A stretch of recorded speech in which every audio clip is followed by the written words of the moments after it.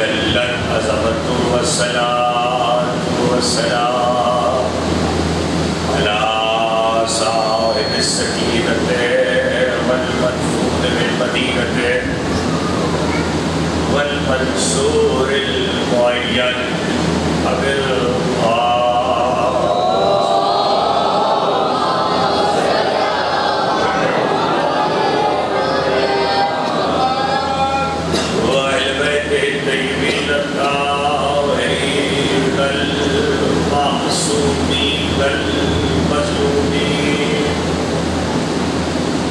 الذين أرحم الله ونغرس وتطهرهم تطهيرا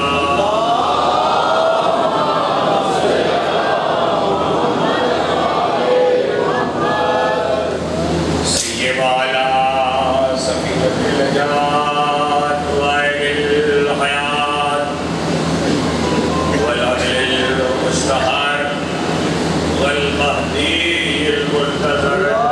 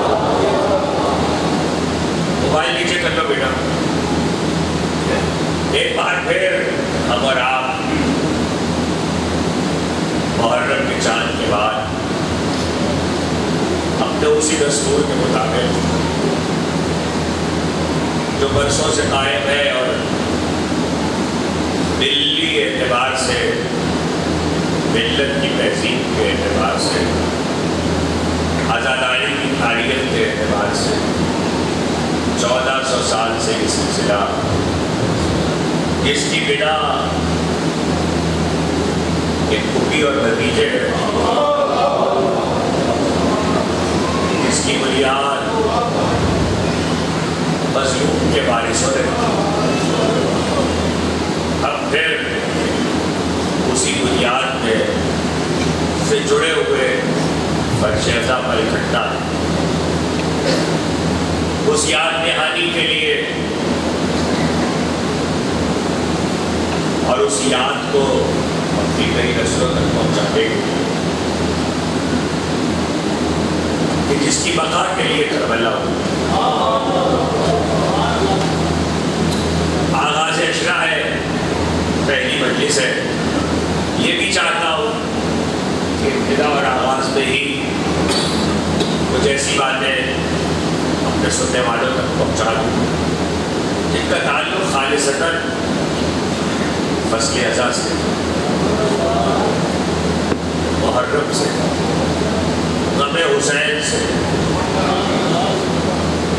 یاد رکھیے آج ہماری نسلوں کو یہ سمجھنا بہت ضروری ہے کہ محرم تلوار کا نہیں صبر کا.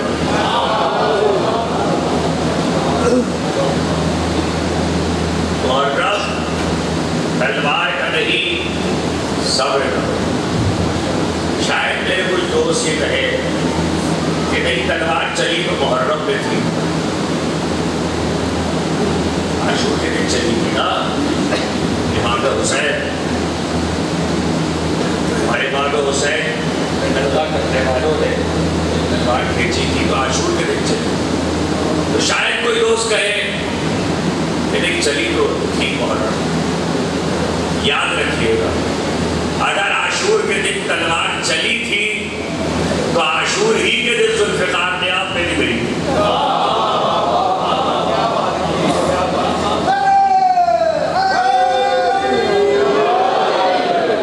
عاشور ہی کے دن ذوالفقار نے آپ میں بھی گئی تھی.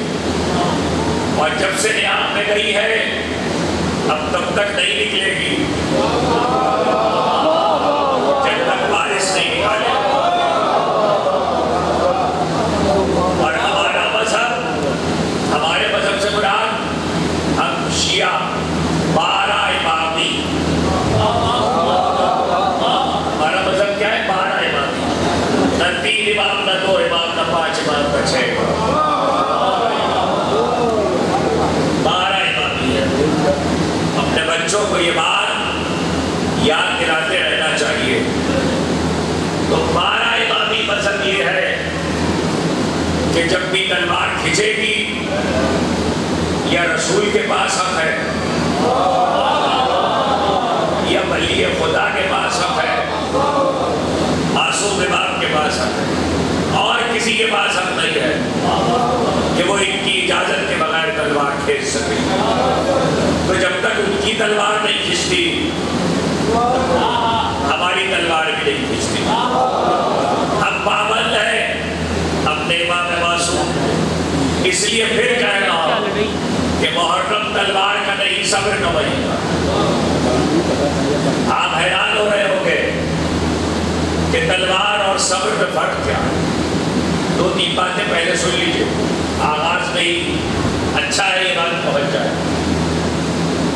تلوار چلانے والے کو صبر کی ضرورت ہے، صبر کرنے والے کو تلوار کی ضرورت ہے.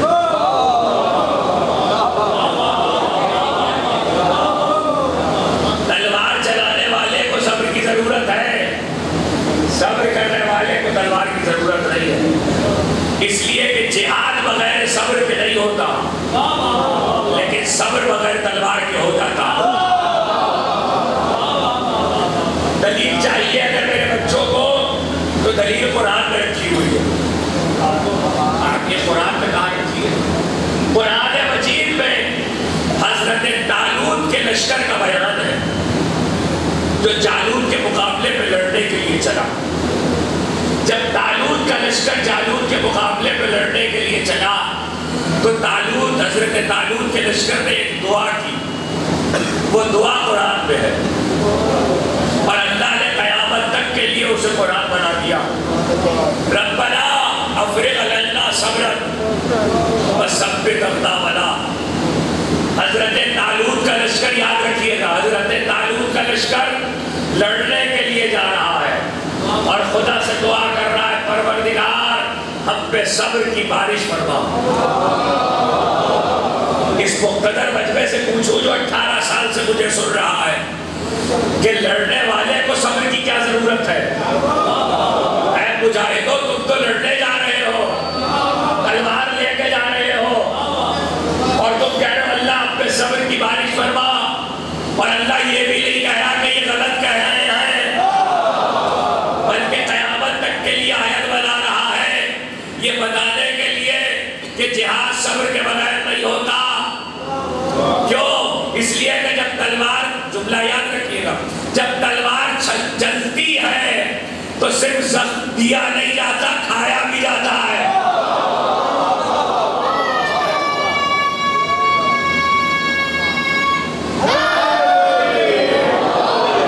جب جہاد ہوتا ہے, جب تلوار چلتی ہے تو زخم دیا ہی نہیں جاتا, کھایا بھی جاتا ہے. زخم دینے کے لیے صبر نہیں چاہیے, زخم کھانے کے لیے صبر چاہیے ہے. اس لیے کہ اگر جو زخم کھائے گا اور صبر نہ کر سکے گا تو شہادت خودکشی میں بدل جائے گی.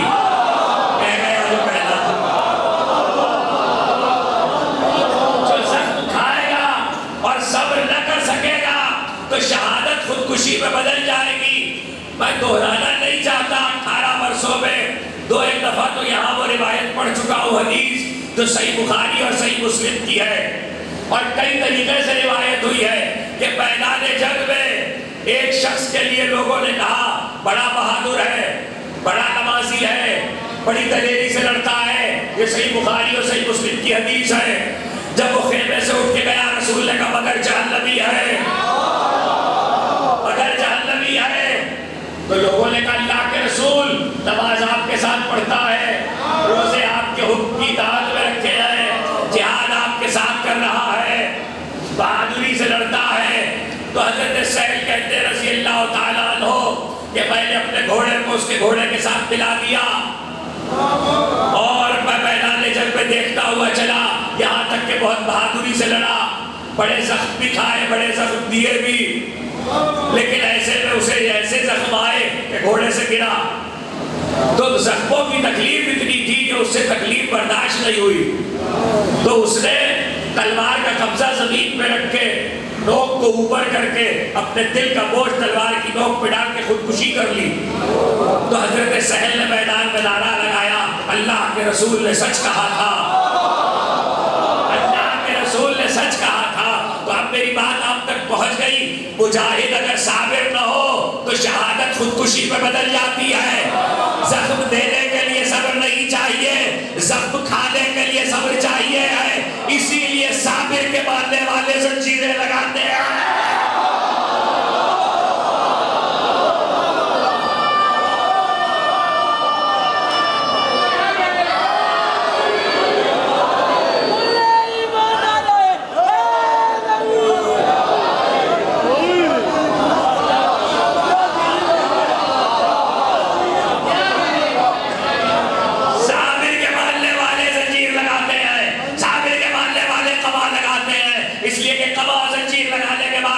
بہتا ہے تو زخم ہمیں آتا ہے, زخم ہمیں آتا ہے تو ہم صابر ہیں, ہم صابر ہیں, ہمیں زخم آتا ہے. اور جب زخم آتا ہے تو اس زخم کے بعد ہم خودکشی نہیں کرتے, ہم خودکشی نہیں کرتے, ہم جیتے ہیں, دنیا مری جا رہی ہے.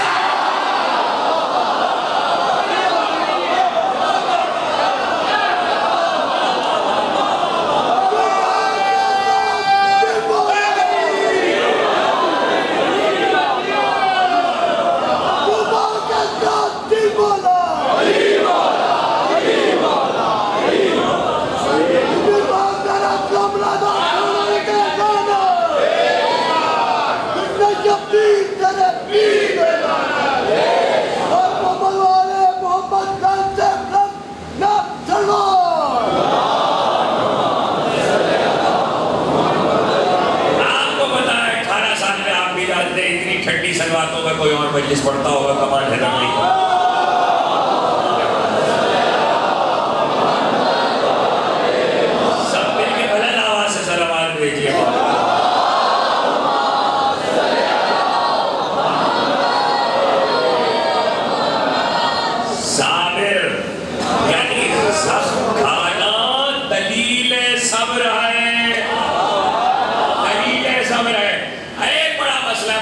گئی تو 2 جملے کہہ دوں. ایک بڑا مسئلہ ہے آج کل دین، اسلام، شریعت، فقہ، لوگوں نے کتابیں چھوڑ کے سوشل میڈیا سے لینا شروع کر دیا. میں پوچھتا ہوں اپنے بچوں سے فزکس کے فارمولے، میتھمیٹکس کے فارمولے، کیمسٹری کی ایکویشنز، نومیریکلز کیا سب سوشل میڈیا سے لیتے ہو؟ اچھا دنیا کتابوں سے لے رہے ہو، دین سوشل میڈیا سے. اپنے آپ کو کب تک دھوکہ دو گے؟ اپنے آپ کو کب تک دھوکہ دو گے؟ نوجوان بچوں سے باتیں کر رہا ہوں. یہ دھوکہ ہے، یہ فریب ہے سوشل میڈیا. آج کے دور میں کیا آپ کو بتانے کی ضرورت ہے؟ اخبار آپ بھی پڑھتے ہیں، خبریں آپ بھی سنتے ہیں، دنیا کا میڈیا آپ کے سامنے ہے. ابھی جب انڈیا پاکستان کا مسئلہ ہوا کشمیر کے معاملے پر تو کتنی ہی بات ہمارے ملک سے وضاحت ہوئی کہ سوشل میڈیا نے جھوٹ بولا. ہمارے وزیر اعظم نے جو کہا نہیں تھا وہ ان سے منسوخ کر دیا. ہمارے صدر نے جو کہا نہیں تھا وہ ان سے منسوخ کر دیا. تو ثابت تو ہو گیا نا کہ سوشل میڈیا جھوٹ بولتا ہے. جو اپنے جیسوں پہ جھوٹ بولے گا وہ خدا رسول پہ جھوٹ نہیں بولے گا. جھوٹ بول رہا ہے سوشل میڈیا. تو ہمارے کچھ بچے بیٹھ جاتے ہیں اور کہتے دیکھیے سوشل میڈیا پہ فتویٰ آیا ہے. فتویٰ سوشل میڈیا سے لو سن لو. میں سوشل میڈیا کا جواب بھی سوشل میڈیا سے دے رہا ہوں. 4 سال پہلے کی بات ہے، ویڈیو موجود ہے انٹرنیٹ کے اوپر، جا کے دیکھ لو. ہمارے اس وقت کے سب سے بڑے فقہاء میں سب سے بڑے فقیہ آغا سید علی سیستانی، خدا ان کا سایہ سلامت رکھے. ان کے نمائندے جو عراق میں موجود ہیں، ان کے وکیل کی حیثیت سے بھی ان کی ایک ویڈیو موجود ہے اور اس ویڈیو وہ ہے انٹرنیٹ کے اوپر کوئی بھی دیکھ سکتا ہے. ویڈیو اس طرح ہے کہ ان کے ہاتھ میں قبا ہے، ہاتھ میں وہ قبا لیے اور انہوں نے کہا کہ مجھ تک یہ بات پہنچی ہے کہ لوگ یہ کہہ رہے ہیں کہ آغا سیستانی نے زنجیر اور قبا کے ماتم کو حرام قرار دیا ہے. یہ بات مجھ تک پہنچی ہے تو میں ان کا نمائندہ ہوں، میں جواب دے رہا ہوں. یا حسین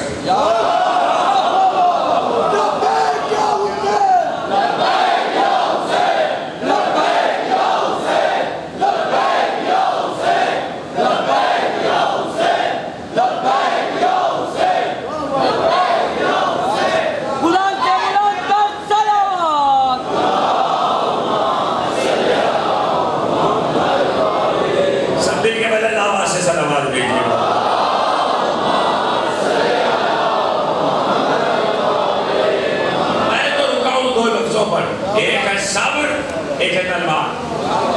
ایک ہے صبر، ایک ہے تلوار. محرم تلوار کا نہیں صبر کا مہینہ ہے. صبر کا مہینہ. اگر محرم، جملہ یاد رکھیے گا، اگر محرم تلوار کا مہینہ ہوتا تو ہم دوسروں کو زخم دے رہے ہوتے. محرم صبر کا مہینہ ہے، اس لیے زخم کھا حسین ابن علی صابروں میں کائنات کا سب سے بڑا صابر، سب سے بڑا صابر. تو بینا ربنا افرغ علینا صبرا وثبت اقدامنا. میدان جہاد میں تلوار کے ساتھ صبر ضروری ہے. صبر کے لیے تلوار نہیں چاہیے، تلوار کے لیے صبر چاہیے. جو لوگ 18 سال سے مجھے سن رہے ہیں ان کے لیے شرح کی ضرورت نہیں ہے. جملہ آپ کے حوالے، محرم، جملہ یاد رکھے گا، محرم مختار بنانے نہیں آتا، آزادار بنانے آتا.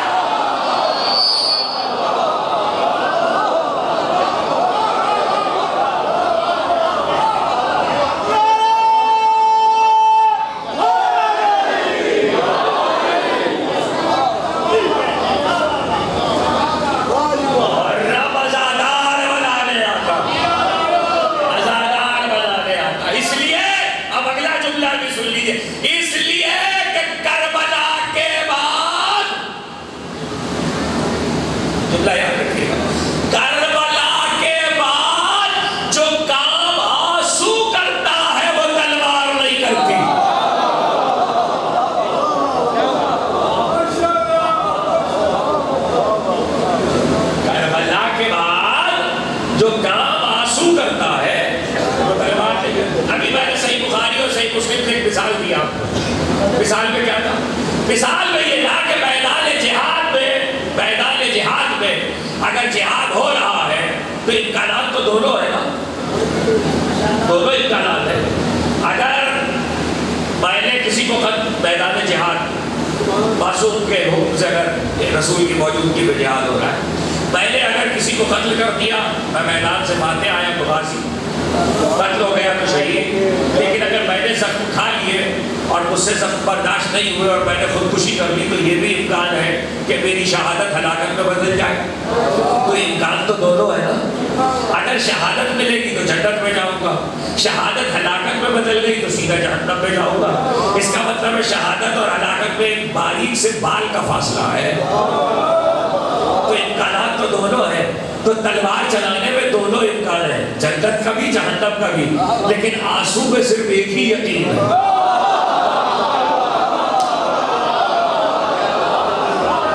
آنسو میں صرف ایک ہی یقین ہے. آنسو کا حتمی نتیجہ وہ آنسو جو آل محبت میں بہ رہا ہے, وہ آنسو جو حسین ابن علی کی محبت میں بہ رہا ہے, اس کا حتمی نتیجہ کیا ہے؟ جنت ہے. اچھا یہ تو ہو گئی جنت کی بات. ایک اور مسئلہ ہے. آپ کہیں کہ نہیں ہم تو جنت کے لیے رو ہی نہیں رہے, ہم تو خوشنودی سیدہ کے لیے رو رہے ہیں. بالکل ٹھیک ہے, یہ آپ کا خلوص ہے. لیکن جس دور میں آپ بیٹھے ہیں, جس عہد میں آپ بیٹھے ہیں, یہ 2019 یہ مادہ پرستی کا دور ہے. مادہ پرستی کا مطلب سمجھتے ہیں بزرگ, سمجھتے ہیں, بچوں کو ذرا سمجھا. یہ مادہ پرستی کا دور ہے. ایسا مادہ پرستی کا دور ہے کہ اس دور میں لوگ دینی کام بھی فائدہ دیکھ کے کرتے ہیں.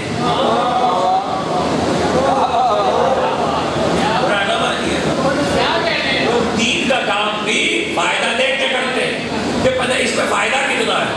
2-3 جملے کہوں گا, فائدہ سمجھ میں آ جائے گا. جس معاشرے میں بقرعید کا جانور تل کے بکتا ہو,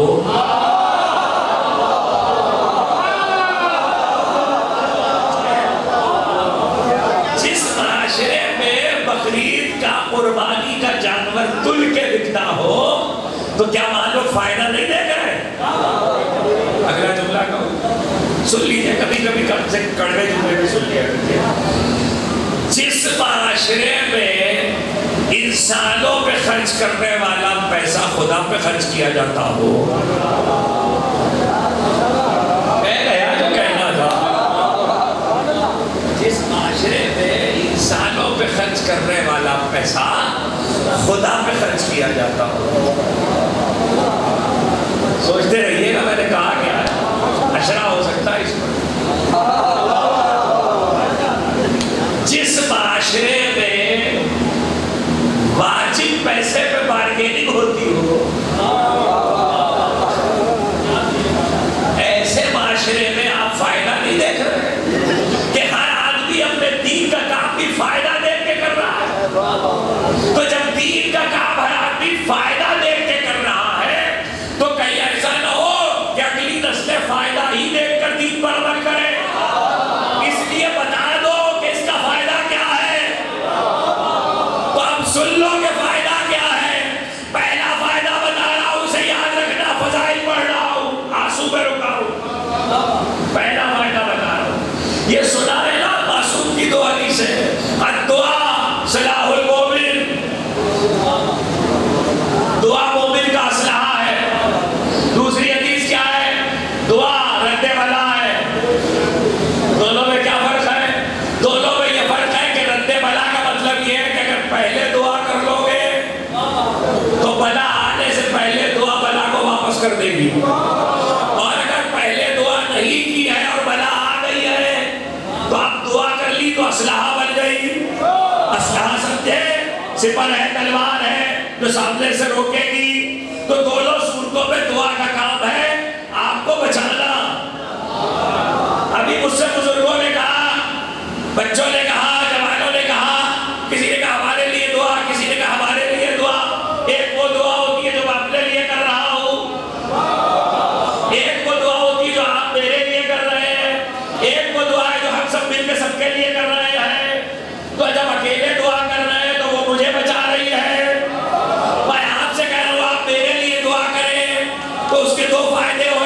کو بھی بچا رہی ہے, مجھے بھی بچا رہی ہے. اس کا مطلب ہے دوسرے کی دعا زیادہ فائدہ پہنچاتی ہے. تو اپنے جیسے دعا کریں, ہم خود دعا کریں تو فائدہ ہے. اپنے جیسے فضائل پڑھ رہا ہوں, اپنے جیسے دعا کریں تو اور فائدہ ہے. ارے جس قوم کے لیے حسین کی بات دعا کرے.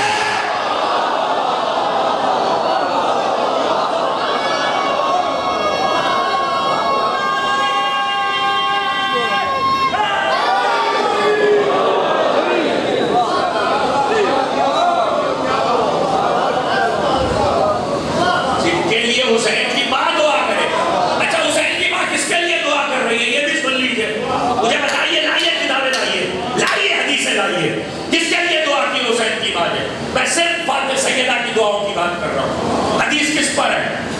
عزاداروں کے لیے, رونے والوں کے لیے. کہیں ہے نماز واجب, روزہ واجب, حج واجب, زکات واجب, واجبات پہ کوئی بحث نہیں ہے.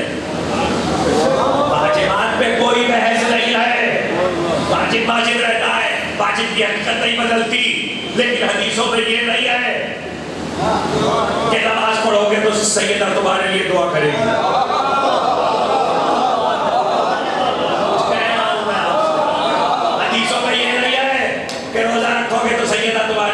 کرے گی. حدیثوں میں یہ ہے کہ رو گے تو سیدہ تمہارے لیے دعا کرے گی. اب جس تک پہنچا وہ پہنچا, جس تک نہیں پہنچا اسے اگلی مثال دے دو. بالکل ویسے ہی جیسے امام صادق کی حدیث ہے, جب اپنے دل میں ہمارے دادا علی کی محبت کی ٹھنڈک پانا تو اپنی ماں کو دعا دینا. یہ نہیں کہا جب نماز پڑھنا تو ماں کو دعا دینا, جب روزہ رکھنا تو ماں کو نہیں, جب ولایت علی پانا.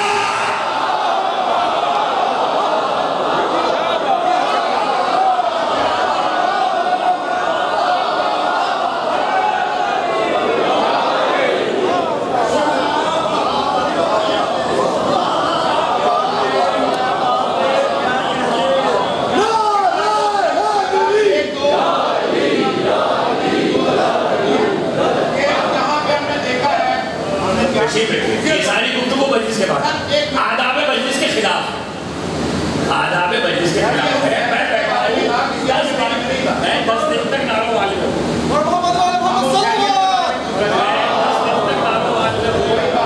ٹھیک ہے نا, میں چاہ نہیں رہا ہوں. مجلس کے بعد بھی آپ اپنی گزارش فرمائیے گا. مجلس کے بعد کل بات کر لیں گے, پرسوں سلامات بھیجیے.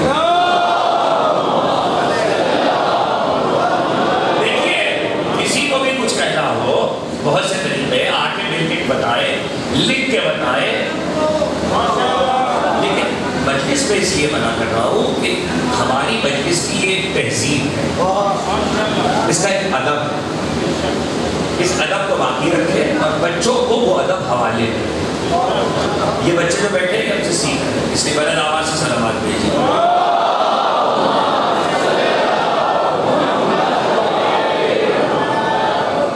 شاندار سلامات بھیج دیجیے.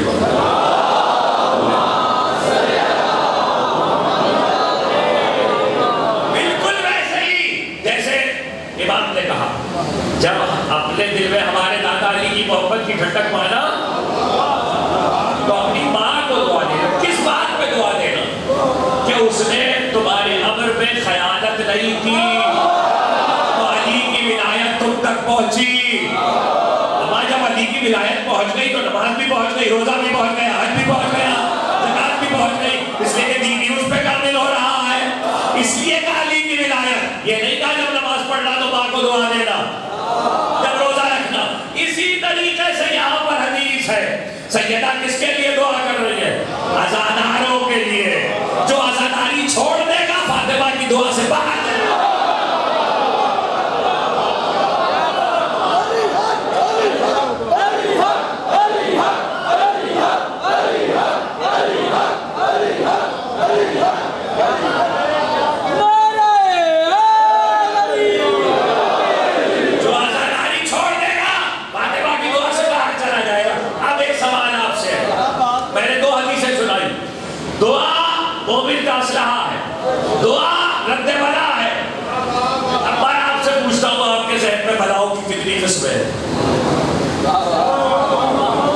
بلا اور مصیبت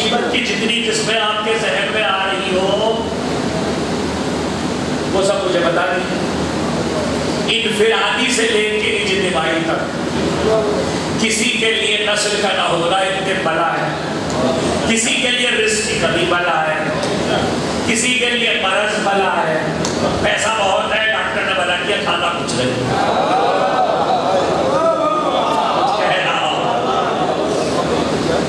بیٹا نیچے کرو موبائل بند کرو، پیسہ بہت ہے ڈاکٹر نے کہا کھانا نہیں تو بلا، کسی کے لیے بیماریاں بلا ہے، کسی کے لیے اولاد کا نہ ہونا بلا، نسل کا نہ ہونا بلا، کسی لیے دنیا کی دشمنیاں بلا، مختلف بلا، یہ تو ہو گئی انفرادی بلا۔ اجتماعی بلائیں کیا؟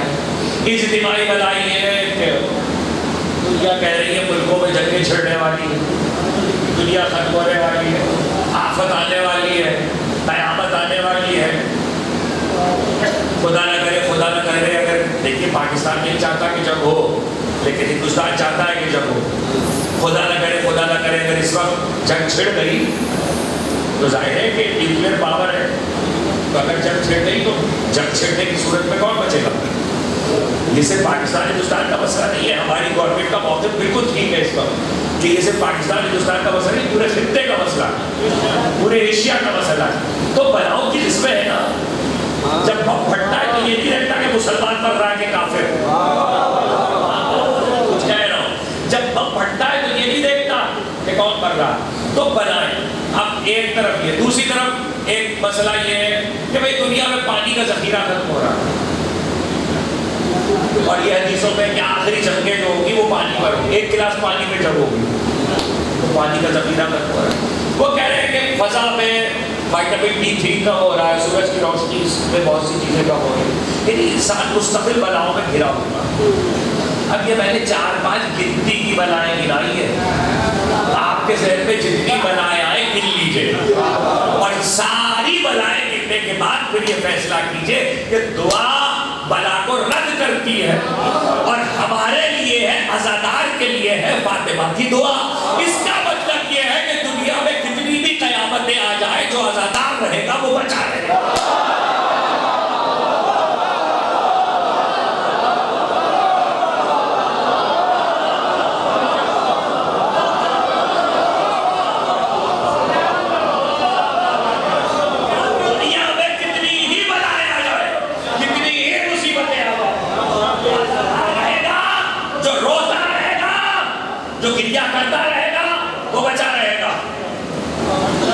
اس لیے کہ وہ سیدہ کی دعا پہ یقین رکھتے ہیں، اس سے زیادہ طاقتور دعا کسی کی نہیں ہو سکتی، اور کسی کے لیے اس سے بڑی کوئی بچانے والی چیز نہیں ہو سکتی جسے رسول کی بیٹی دعا دے رہی ہے۔ اگلا جملہ مجھے نہیں پتا آپ کیسے سمجھیں گے، جس کی دعا ایسی ہو اس کی بد دعا کیسی ہوگی۔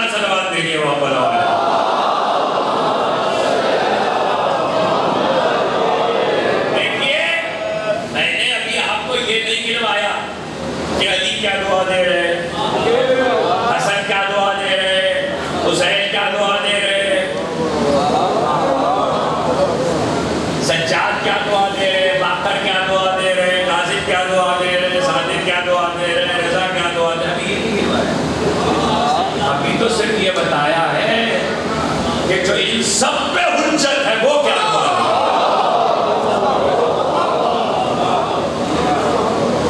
اس کی دعا ہے، اور ہے عزاداروں کے لیے۔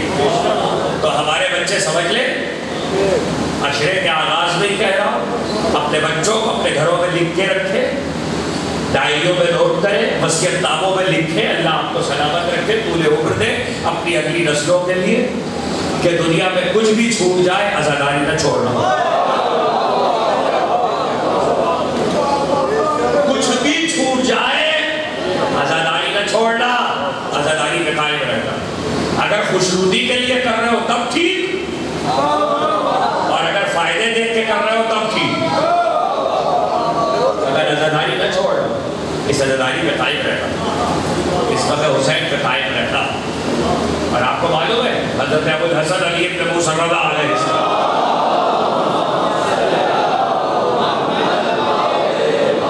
آپ کے 8ویں امام نے ایک حدیث ارشاد فرمائی۔ میں نے کبھی کسی منزل پر ایک بات کہی اور وہ یہ کہ 5ویں امام سے کسی نے پوچھا کہ فرزند رسول جب اللہ نے ابراہیم خلیل اللہ کو یہ حکم دیا کہ حج سے لال بالحج لوگوں میں حج کی پکار دو، بلاؤ ان کو حج کے لیے بلاؤ، تو حضرت ابراہیم اور اسماعیل اکیلے ہی تو تھے مکے، لوگ تو کوئی بھی آ نہیں پاتا۔ تو جب اللہ نے کہا یہ آیت پڑھا، جب اللہ نے کہا بلاؤ ان کو لوگوں کو انسانوں کو تو ابراہیم نے کہا پالنے والے ایک باپ ہے ایک بیٹا، تیرا گھر ہے اور ہے کون؟ تو اللہ نے کہا تمہارا کام ہے بلانا، تمہاری آواز کو ہم کائنات پہ محیط کر رہے ہیں۔ تو 5ویں امام نے کہا ایسا محیط کیا اللہ نے خلیل کی آواز کو کہ جو لوگ صلبوں میں تھے، جو رحموں میں تھے، انہوں نے سنا۔ تو جس نے صلبوں اور رحموں میں لبیک کہا اسے حج کی سعادت نصیب ہوتی ہے۔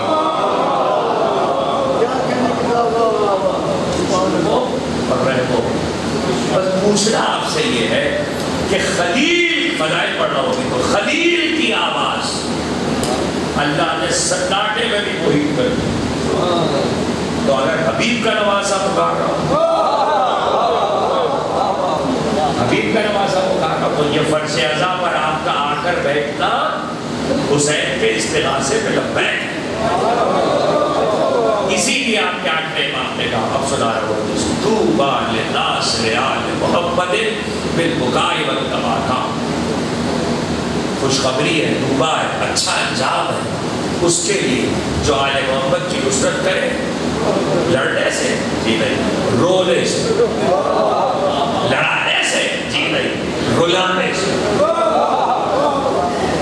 لڑنا لڑانا دین اہل بیت نہیں ہے، دین اہل بیت رونا رلانا۔ نصرت آل محمد ہے رونے سے نصرت کرے، رلانے سے نصرت کرے، یہ آپ کی حدیث ہے۔ تو آج جب آپ فرش اعضا پہ بیٹھے ہیں تو فرش اعضا پہ ایک رونے والا رلانے والا ہوتا ہے اور بہت سے رونے والے ہوتے ہیں، تو یہ نصرت ہے۔ اسی امام کی ایک حدیث کو میں نے سرنامہ بیان پہ پڑھا ہے اور اپنے طریقہ کار سے ہٹ کے پڑھا ہے، اس لیے کہ 18 سال سے آپ دیکھ رہے ہیں کہ میرا عنوان اور سرنامہ بیان قرآن کی آیت ہوتی ہے، لیکن اس دفعہ میں نے حدیث نیشاپور کو سرنامہ بیان کرا، تفصیلات بھی عرض کریں گے، اس کے معنی بھی عرض کریں گے، کہاں ارشاد فرمائی، کس نے ارشاد فرمائی، کس شان سے ارشاد فرمائی، سننے والے کون کون لوگ تھے، مجمع کیسا تھا، مجمع جاہل تھا کہ علماء کا تھا، شہر کیا تھا، شان کیا تھی، یہ ساری تفصیلات آئیں گی۔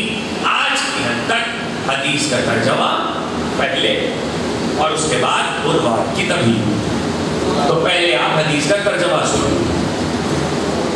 حدیث نیشاپور میں ارشاد فرمائی ہے اور آپ کے 8ویں امام میں ارشاد فرمائی، اور حدیث ارشاد فرمانے سے پہلے آپ نے اس سلسلہ سند کو ارشاد فرمایا۔ سلسلہ سند کیا ہے؟ آپ نے فرمایا میں نے سنا اپنے والد گرامی، انہوں نے اپنے والد گرامی، انہوں نے اپنے والد گرامی، یہاں تک کہ امیر المومنین اور امیر المومنین نے کہا رسول، اور رسول نے کہا کہ جبریل آئے، اور جبریل نے کہا کہ خدا کہتا ہے۔ کیا کہتا ہے اللہ؟ اللہ کہتا ہے لا الہ الا اللہ حسبی، اللہ کہتا ہے کہ لا الہ الا اللہ میرا کلام ہے، ومن دخل حسبی، جو میرے قلعے میں داخل ہو گیا، اب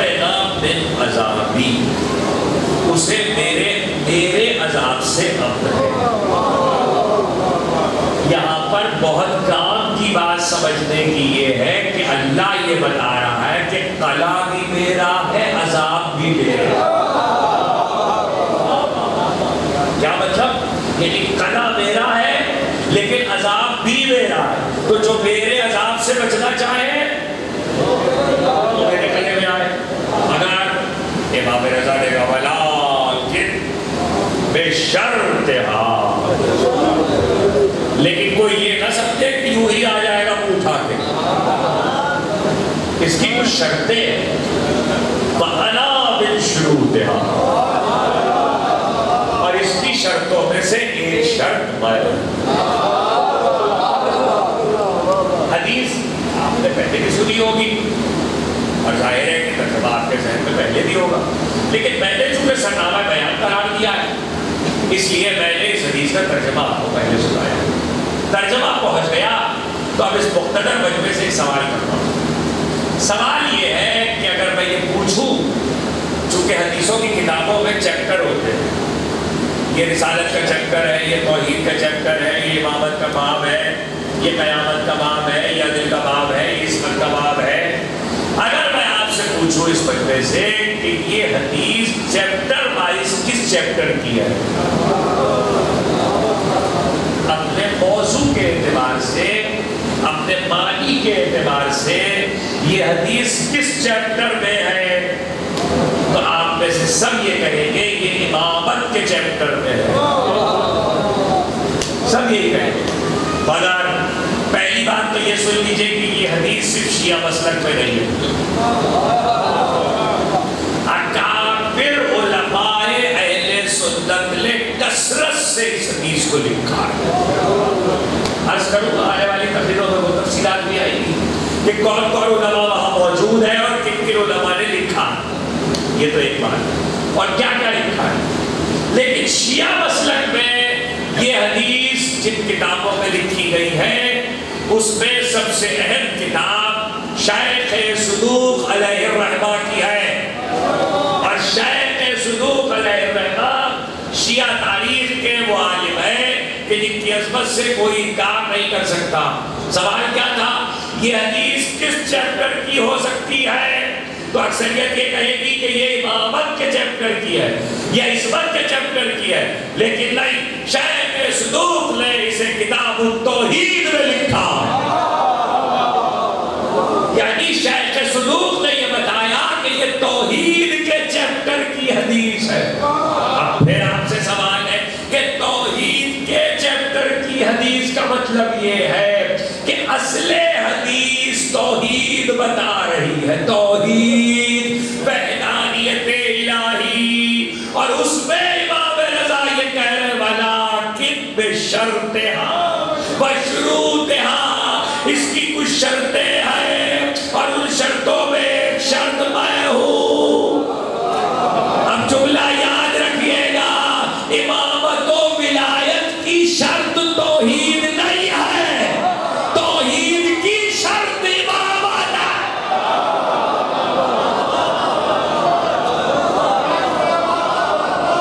اسی کی وضاحت میں اشرا ہوگا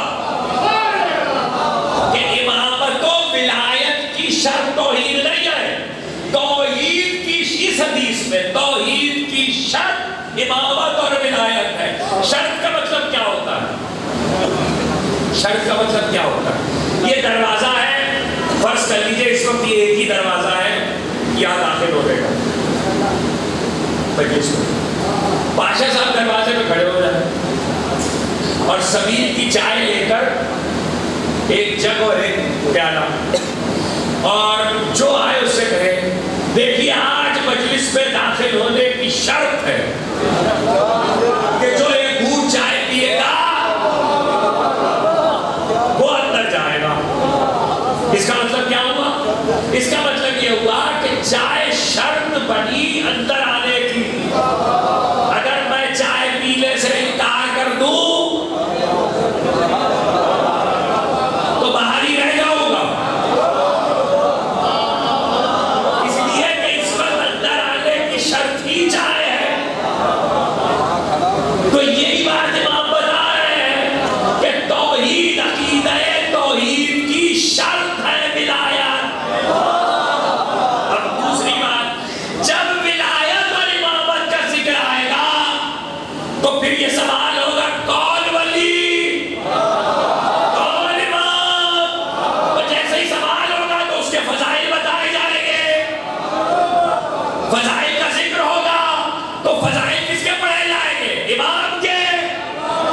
ولی کے جب ولی اور امام کے فضائل بیان ہو گئے تو آج کے دور میں ہماری ہی صفوں میں کچھ ایسے لوگ ہیں جو پیدا ہو گئے ہیں اور یہ کہتے نظر آتے ہیں یہ علی کے فضائل کب تک سنائیے گا. ایک بات. دوسری بات یہ کون سے فضائل سنا رہے ہیں؟ اس سے تو توحید خطرے میں ہے. تو عشرے کا عنوان ہے کیا فضائل اہل بیت کے بیان سے توحید خطرے میں ہے.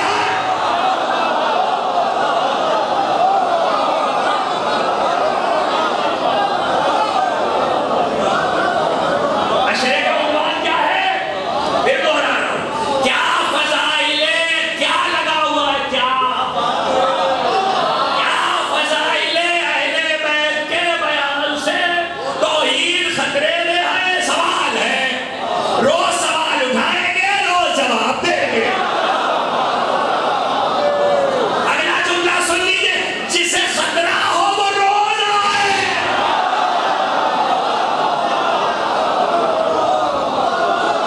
سلام علیہ محمد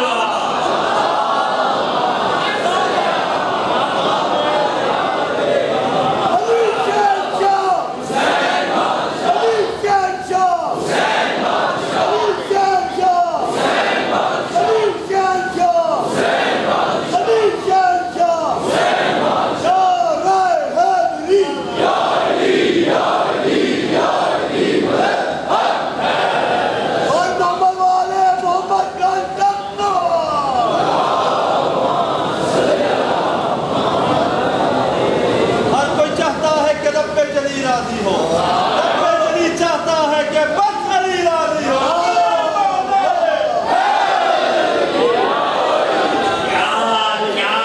کیا فضائل اہل بیت کے بیان سے توحید خطرے میں ہے. سوال ہے. کچھ لوگوں کے ذہن میں ہے کہ توحید خطرے میں ہے. ہو سکتا ہے میں یہ جملہ 10 دن کی مجلس کے بعد کہتا, آخری تقریر میں کہتا, لیکن پہلی تقریر میں کہہ رہا ہوں. تو اب اشرائی جب یہاں سے شروع ہو رہا ہے, نیچے کر لیجئے موبائل, اشرائی جب یہاں سے شروع ہو رہا ہے تو آپ سوچ لیجئے گفتگو کیا ہوگی. کیا فضائل اہل بیت کے بیان سے توحید خطرے میں ہے. کچھ لوگ اپنے ذہن میں سوچے بیٹھے ہیں جہاں علی کے فضائل بیان ہوئے کہتے نہیں توحید خطرے میں ہے. اب آپ پہلے اپنا عقیدہ درست کرو. جو خطرے میں ہو وہ اللہ نہیں ہوتا.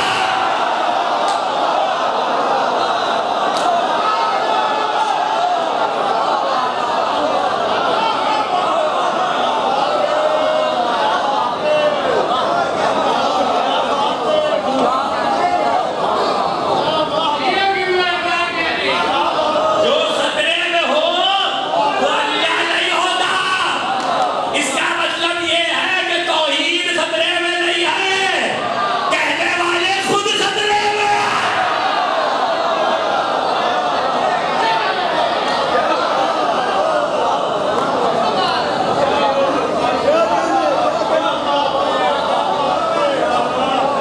یہ ہے علماء گفتگو. اسی میں گفتگو ہوگی 10 دن 9 بجے ٹھیک ہے انشاءاللہ. اور یہ میں نے کہہ دیا جسے خطرہ ہو وہ روز آئے. جسے خطرہ ہو وہ روز آئے. کیا فضائل اہل بیت کے بیان سے توحید خطرے میں. چلیے ایک بات آج ہی کر دوں پھر کل یہیں سے مسلسل ہو جاؤں. کیا فضائل اہل بیت. اچھا یہ مسئلہ پیدا کب ہوتا ہے؟ یہ مسئلہ کچھ بھی نہیں پڑھی آپ تو کوئی مسئلہ ہی پیدا نہیں ہوتا. کچھ بھی نہ پڑھی کوئی مسئلہ نہیں پیدا ہوتا. ادھر فضائل علی پڑھے گئے, ادھر مسائل پیدا. فضائل علی کے فضائل سنا رہے ہیں, کچھ اللہ کے بھی فضائل سنائیں. آپ پہلے اپنا عقیدہ توحید ٹھیک کیجئے. فضائل ہوتے ہی علی کے, اللہ کے فضائل نہیں ہوتے. اللہ خالق فضائل ہے.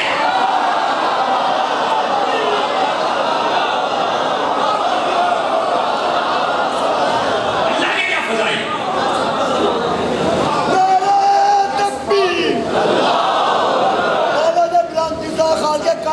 نام بلند ہے اس طرح بلند آواز ہے جنہوں مولا حسین نے پیار ہے کھل کے آواز دینا نعرہ تکبیر نعرہ رسالت نعرہ حیدری حسینیت جدیدیت جدید پلیت لعنت لعنت نہ پائے لے ماں پیو دے لعنت پیر تیرے پیر پیدا بی بی باغ نانا اسلام اللہ کھانا لیتے لیتے اور محمد والے محمد بلندر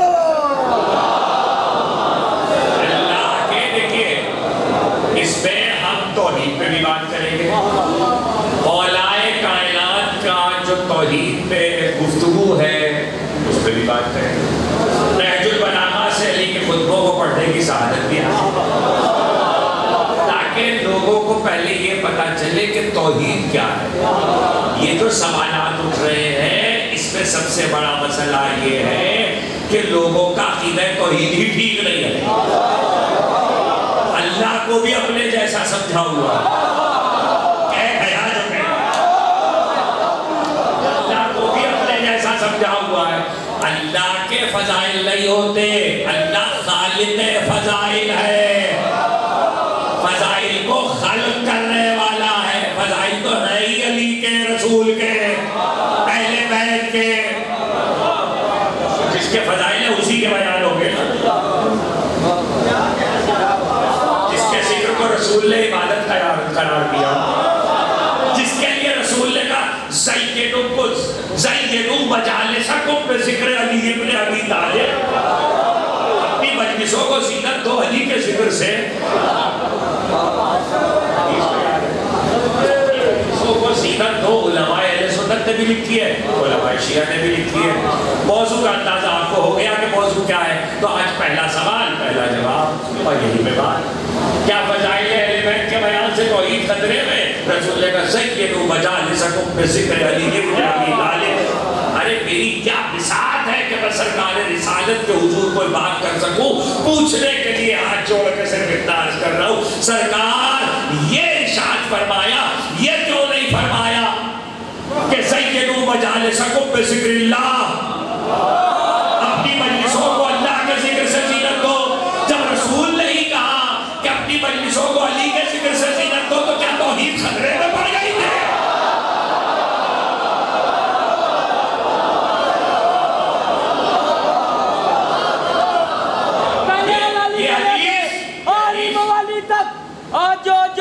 لگائے گا کربلا نجف شام جائے گا کربلا نجف شام جائے گا پانچ نڑے پینتنی سوا لکھ نعرہ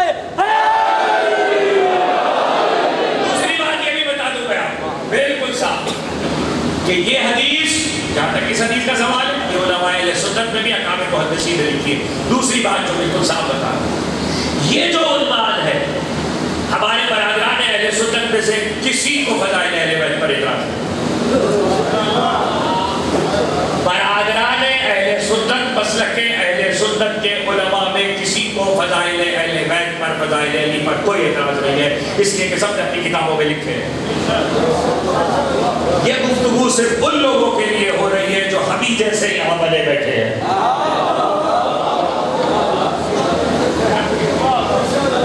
اور جنہیں فضائل علی سے مسئلہ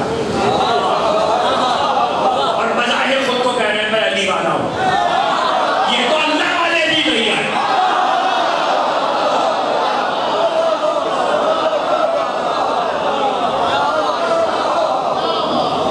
یہ گفتگو کیا فضائل اہل بیت کے بیان سے توحید خطرے ہیں اب دوسرا سوال اور آج کی مجلس منزل پر آ گئی کل یہیں سے مسلسل ہو جائے گی حیرت کی بات ہے حیرت کی بات ہے کہ جس کا گھر توحید کا محافظ ہے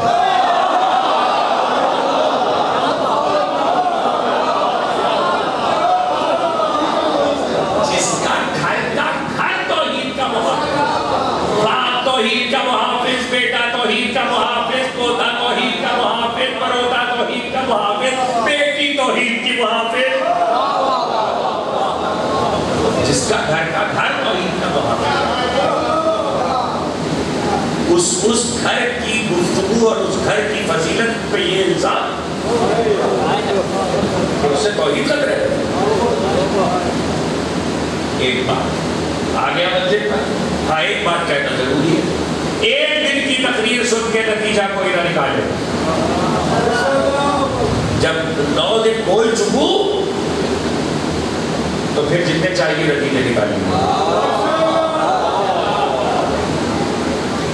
اس کی ایک دن کی ایک بات, بہت ساری باتیں ایسی ہوتی ہیں کہ اگر آج وقت نہیں ہے کل کامل کرے, کل نہیں ہے پرسوں کامل کرے. لیکن بہرحال آپ کو پتا میرا مزاج ہے کہ اشرا ختم ہونے سے پہلے میں اپنے مضامین کو کامل کر کے ہوتا. تو جس کا گھر توحید کا محافظ ہے, توحید پہ فدا ہے.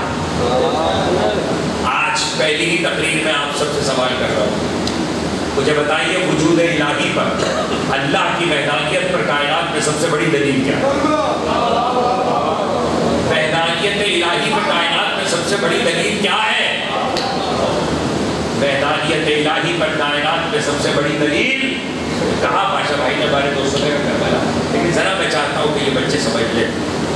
کبھی یہ دیکھیے گا کہ 72 جو آئے ہیں 72 یہ معاشرے کے گرے پڑے لوگ نہیں ہیں. یہ معاشرے کے وہ لوگ ہیں جو اپنے اپنے قبیلوں میں عزت دار ہیں.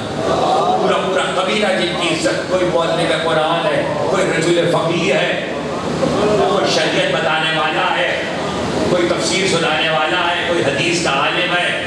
اور جہاں تک 18 کا سوال ہے جو بنی ہاشم ہے تو ان کے لیے تو امام رضا کا قول ہے نہ اولین میں ایسے پیدا ہوئے نہ آخرین میں ایسے پیدا ہوں گے. اولین آخرین میں ایسے ہو نہیں سکتے. تو کائنات روئے زمین کے معزز ترین عزت دار لوگ اپنے اپنے معاشرے کے اور اپنے اپنے قوم و قبیلے کے, وہ سب مرنے کو تیار ہیں. کس کے لیے؟ حسین بن علی کے لیے. کچھ کہہ رہا ہوں 72 ایسے لوگ جن کی دنیا میں نظیر نہیں ہے, وہ اپنا گلا کٹوانے کو تیار ہے حسین بن علی کے لیے. تو پھر سوال ہے کہ پھر حسین کس کے لیے گلا کٹوا؟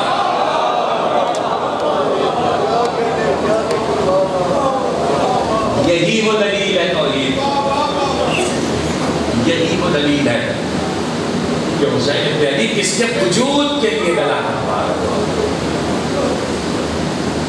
اور ایسا کہ جس اطمینان نفس کی منزل پر آئی ہے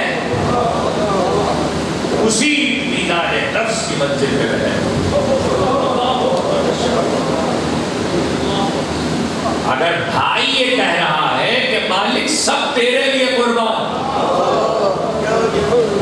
تو بہن یہ کہہ رہی ہے کوفے کے بازار میں خطبہ اور دربار میں بات کرتے ہوئے ابن زیاد کی گفتگو کے جواب میں کہ ما رأیت الا جمیلا, ہم نے اللہ سے اچھائی کے سوا کچھ دیکھا ہی نہیں.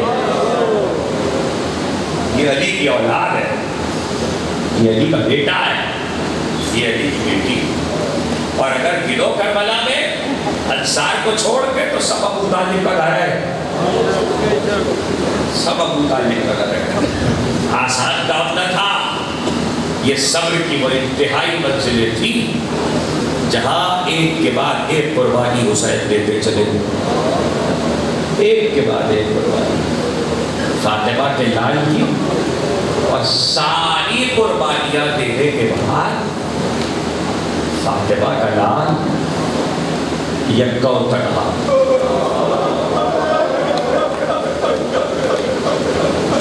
اکیلا. آپ کی آوازیں بلند ہو گئی. خدا آپ کی آوازوں پر رحمت نازل کرے, خدا آپ کی آنکھوں پر رحمت نازل کرے. سیدہ کو جیسے آپ کے آنسو پسند ہے ایسی دلیے کی بلند آوازیں بھی پسند ہیں. آپ کا کوئی امام ایسا نہیں ہے جس نے یہ نہ کہا ہو جب ہماری مصیبت پہ رونا, جب ہماری مصیبت پہ رونا تو ایسے رونا جیسے بوڑھی ماں جوان بیٹے کے لاشے پہ روتی ہے. ایسے رونا جیسے ہماری مظلوم دادی اپنے لال کو روتی ہے.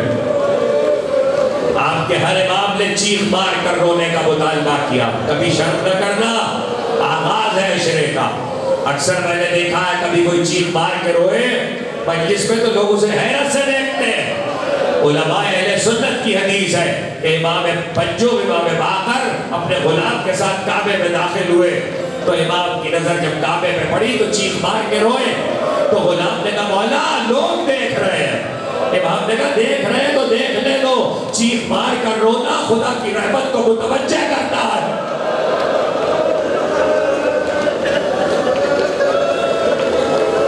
چیخ مار کر رونا خدا کی رحمت کو متوجہ کرتا ہے. اور پھر دو باتیں جسے ہمیشہ کہتا ہوں اور زندگی کہتا رہوں گا جب تک مولا کا ذکر کر رہا ہوں، کہتا رہوں گا کہ دو سبب ہے چیخ مار کر رونے کے. ایک حسین کا جملہ، ایک سجاد کا جملہ. سجاد کا جملہ یہ ہے کہ جب ہمیں قیدی بنا کے لے جایا گیا تو اگر کوئی سسکیوں سے بھی روتا تھا تو ہمارے سر پہ تعزیانہ مارا جاتا تھا، رونے نہیں دیا جاتا تھا. اور حسین کا جملہ یہ ہے مجھے رلا رلا کے مارا گیا.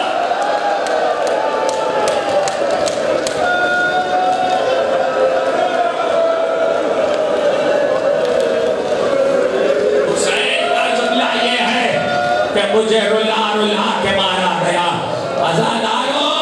ازادارو حسین ابن علی کے عمل کو کوئی کیا سمجھے گا؟ آج جس منزل سے آغاز کر رہا ہوں یہ منزل ہے، یاد رکھنا. تاریخ بتاتی ہے کہ جب مدینے سے چلے مکے آئے، مکے سے چلے کربلا آئے. سفر طویل تھا لیکن راستے میں حسین کو بہت سے سوداگر ملے، بہت سے تجارتی قافلے ملے، قیمتی چیزیں بیچنے والے جس میں زربف، حریر اور دیبا کے تھان، اعلیٰ نسلوں کے کبوتر، اچھی اچھی قیمتی چیزیں. امام حسین نے ہر قیمتی چیز خرید کے اونٹوں پہ لدوا لی، بار کروا لیا.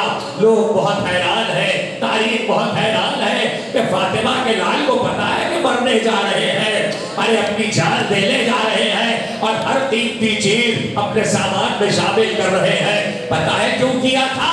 اس لیے کیا تھا کہ جب شام غریبہ میں لوٹ پڑے تو سب لے جائے، زینب کی چادر چھوڑ دے.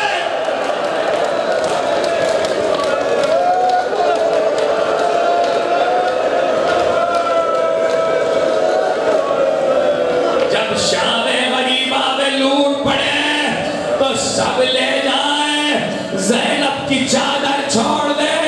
مگر ازاداروں رونے کے لیے تاریخ کا یہ فقرہ یاد رکھنا، ارے نہ تو پہل کے سر پہ چادر بچی، نہ بھائی کے تن پہ کرتا بچا.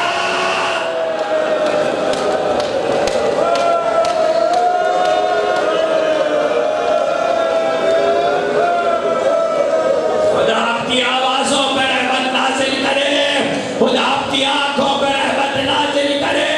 سیدہ کو جیسے آپ کے آنسو پسند ہے ایسے گریے کی بلند آوازیں بھی پسند ہے. جب جا رہے تھے اور بہن نے بھائی سے کہا تھا بھیا یہ کرتا اماں سیتی جاتی تھی اور روتی جاتی تھی اور کہتی جاتی تھی زینب جب بھائی رخصت آخر کو آئے یہ اسے پہنا دینا اور جب لوٹ کے مدینے آنا میری قبر پہ ڈال دینا.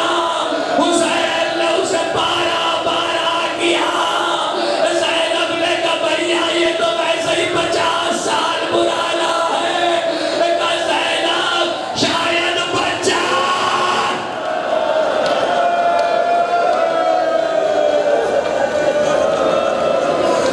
خدا آپ کی آوازوں پر رحمت نازل کرے، خدا آپ کی آنکھوں پر رحمت نازل کرے.